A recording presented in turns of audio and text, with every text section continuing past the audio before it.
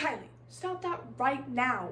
My teacher stopped mid-sentence to call me out in front of the whole class of 5-year-olds. We were learning how to sound out our weekly vocabulary words. I looked at Mrs. C with a bewildered look. I was just sitting next to my friend Bree, listening to the lesson. Go blow your nose right now. Everyone was looking at me now. Even 11 years later, I still remember the way my cheeks burned in embarrassment. It took me a minute to realize that my teacher was talking about my sniffling.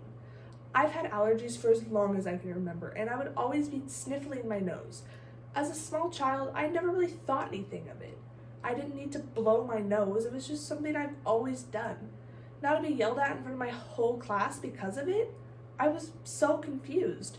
I didn't know what else to do, so I got up and walked to the side of the classroom and grabbed a tissue.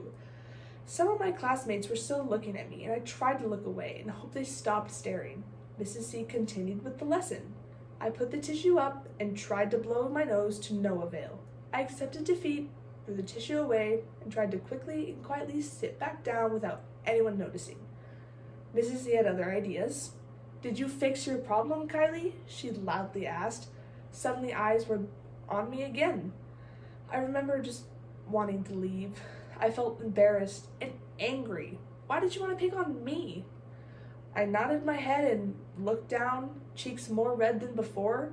She continued with the lesson, and I was just embarrassed the whole time.